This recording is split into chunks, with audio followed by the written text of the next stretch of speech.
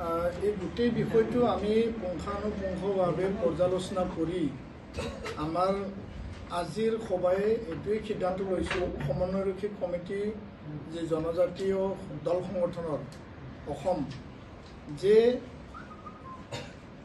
প্ৰয়োজনত আমাৰ সিদ্ধান্ত আমি অলৰেডি ল'লোঁ। আমি সুপ্ৰিম কোৰ্টত মহামান্য উচ্চতম ন্যায়ালয়ত পুনৰ আজি এইটো এই জাজমেণ্টটো ৰিভিউ কৰিবৰ কাৰণে আমি পিটিশ্যন দিয়াৰ কাৰণে আমি সিদ্ধান্ত লৈছোঁ। কিয়নো অসমত 14টা যি ট্ৰাইবেল আমাৰ যিখিনি মানে জনগোষ্ঠী আছে এই জনজাতিসকলৰ মাজত এইটো এটা বিভাজন কৰা, উত্তৰ পূৰ্বাঞ্চলত যিখিনি আমাৰ ট্ৰাইবেল আছে এইটো এটা বিভাজন কৰা এটা নীতি তৈয়াৰ কৰিছে।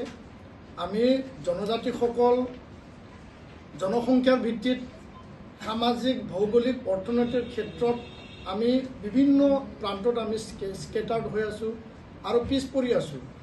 যিহেতু চিডিউল ট্ৰাইব বা চিডিউল কাষ্ট সেই ব্যৱস্থাটো অকল এটা দৃষ্টিকোণৰ পৰা বনোৱা হোৱা নাছিল। বি.আৰ. আম্বেদকাৰ যিজনে মহান এই সংবিধান প্ৰণেতা, তেওঁ দেশৰ ভৱিষ্যত যিবিলাক পিছপৰা জাতি জনগোষ্ঠী যিবিলাকে নিপীড়িত শোষিত আৰু বিভিন্ন ক্ষেত্ৰত তেওঁলোকে পিছ পৰি আছে, সেই সমাজখনক সেই জনগোষ্ঠীটো এই জনজাতীয় লোকসকলক আগবঢ়াই নিয়াৰ কাৰণে তেওঁ সংবিধানত লিপিবদ্ধ কৰিছিল। আৰু সংবিধানহে মূল, সংবিধানটো আল্টিমেট। আৰু এই সংবিধানত ৰাষ্ট্ৰপতিক অধিকাৰ দিয়া হৈছে আৰু ৰাষ্ট্ৰপতিয়েহে নিৰ্ধাৰণ কৰিব, সংসদত বিধেয়ক আনিব, সংসদত আইন প্ৰণয়ন কৰিব, সংসদত পলিচি নিৰ্ধাৰণ কৰিব। আৰু এইটো ৰাজনীতিকভাৱেহে যিসকল জনপ্ৰতিনিধি তাত পাৰ্লিমেণ্টত MP সকল জিকি গৈছে বা ৰাজ্যসভাত যিসকল জিকি গৈছে তেওঁলোকে দেশৰ ভৱিষ্যত এই নীতিটো লৈ পেলাই দিশ নিৰ্ধাৰণ কৰিব, তাৰপিছতহে সিদ্ধান্ত হ'ব। সেইটো এনেকুৱা নহয় যে কোনোবা পাঞ্জাৱ কোনোবা অন্ধ্ৰপ্ৰদেশৰ সেই বিশেষ যি এটা মানে ট্ৰায়েল আৰু এই জাজমেণ্টটো লৈ পেলাই সমগ্ৰ দেশত বলবৎ হোৱাকৈ 341, 342টো আওকাণ কৰি আৰ্টিকল 15 সাবক্লজ 4, 16 সাবক্লজ 4ক আওকাণ কৰি পেলাই যে উচ্চতম ন্যায়ালয়ে মহামান্য D.Y. চন্দ্ৰচূড় মুখ্য ন্যায়াধীশৰ যি এটা বিচাৰপীঠ 7জনীয়া আছিল, তাৰে 6জন তেওঁলোকে এফাৰ্মেটিভ একশ্যনৰ কাৰণে লিখিছে, এজনে তাৰ বিৰোধিতা ডিচেণ্ট নোট দিছে। তো এই ব্যৱস্থাটো এনেকুৱা নহয় যে তেওঁলোকে আৰ্টিকল 142ৰ অধীনত মানে এটা জাজমেণ্ট দিব, সেই জাজমেণ্টটো লাগু কৰা হ'ব, তাত জনজাতিসকলৰ ঐক্যতা ধানবান হৈ যাব, ডিভাইড হ'ব। আৰু ক্ৰিমিলিয়াৰৰ ক্ষেত্ৰত যোনটো এতিয়া 8 লাখ মানে OBCৰ ক্ষেত্ৰত লোৱা হৈছে, STৰ ক্ষেত্ৰত 3 লাখ হ'ব না 5 লাখ হ'ব না 2 লাখ হ'ব, সেইটো কেনেকৈ নিৰ্ধাৰণ কৰিব? আৰু জনজাতিৰ লোকসকল সহজ সৰল হয়। আমি যোনটো ডমিনেণ্ট ক্লাছ বুলি ইয়াত লিখা হৈছে, সেই ডমিনেণ্ট ক্লাছটো এতিয়ালৈকে জনজাতিসকল যদি থাকিলেহেঁতেন তেতিয়াহ'লে এই যে 12,155 যি বেকলগ ভেকেঞ্চি আছে তাত ফিল আপ কৰিব পাৰিব লাগিছিল। আজিৰ তাৰিখত 1 লাখ নিযুক্তি অসম চৰকাৰে প্ৰক্ৰিয়া চলাই আছে, কিছুমান দিলে কিছুমান দিব। তাত জনজাতিৰ লোকসকলে কিমান তাত স্থান পাইছে সেই বিষয়টো মানে বিবেচনা কৰাৰ কাৰণে বা সেই বিষয়টো চাবৰ কাৰণে আমি যথেষ্ট যত্ন কৰিছোঁ। আৰু ইয়াত যোনটো EWS, OBC, SC, ST, ST hill, ST plain গোটেই মিলাই 59.5 যি এটা কোটা ইয়াত তৈয়াৰ কৰা হৈছে, 40.5 আনৰিজাৰ্ভ, সেই কোটাত এতিয়ালৈকে আমাৰ মানুহবিলাক যাব পৰা নাই। তো ইয়াৰ কাৰণে দেশৰ ভিতৰত SC, ST সকলে যি ৰিজাৰ্ভেশ্যন কোটা তৈয়াৰ কৰা হৈছে তাত আমি এতিয়ালৈকে মিট কৰিব পৰা নাই। তাত এপইণ্টমেণ্টেই হওক, এডমিশ্যনেই হওক, ৰিক্ৰুইটমেণ্টেই হওক, তাত আমি মানে স্থান ল'ব পৰা নাই।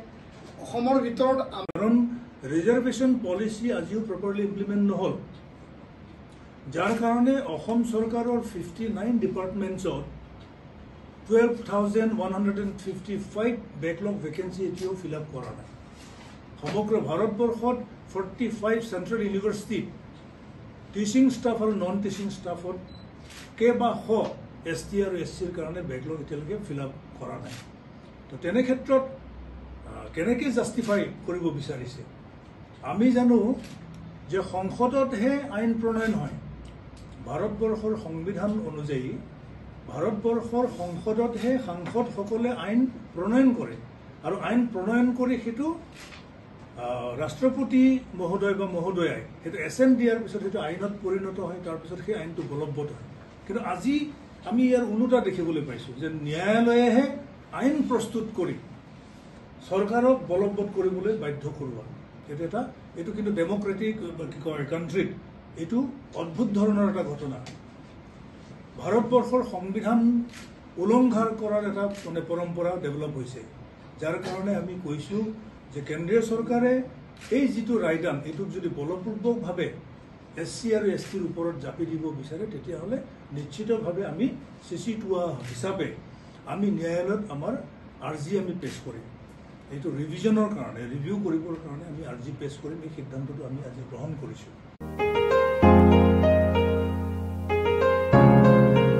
मोनसे फोसावथाय नोंथांमोननि थाखाय मोनसे गोजोनथाव खौरां लानानै फैदों अदालगुरि जिल्लानि सिङाव थानाय डिमाकुसि बरंगाजुलिनि पिपल हलियाव लानानै फैदों नोंथांमोननो लेब्रा मुंनि गंसे गोदान रिजर्ट नोंथांमोना बे लेब्रा मुंनि गंसे गोदान रिजर्टखौ तामुलपुर रडनिफ्राय फैब्ला सुख्लाय ब्रिजनि आगदा आरो अदालगुरि रडनिफ्राय फैब्ला सुख्लाय ब्रिजनि सिगाङाव आगसिथिंजाय मोननो हागोन लेब्रा मुंनि गंसे गोदान रिजर्टआ नोंथांमोननो गोसोबायदि सुबिदा खालामनानै होनाय जादों नोंथांमोना बे लेब्रा रिजर्टआव बर'नि गासै जाग्रा जामुंखौनो मोननो हानायजों लोगोसे बेवहाय नोंथांनि सुबिदा बायदि अर्डार खालामनानै जानो हागोन जुदि नोंथांमोना तामुलपुरनिफ्राय अदालगुरिसिम थांनाय समाव ओंखामजों लोगोसे बायदिसिना जालांनो गोसो दंब्ला नैबे 8638879656 जानबुं नम्बराव कल खालामनानै सिगांग्रो अर्डार खालामहरनो हागोन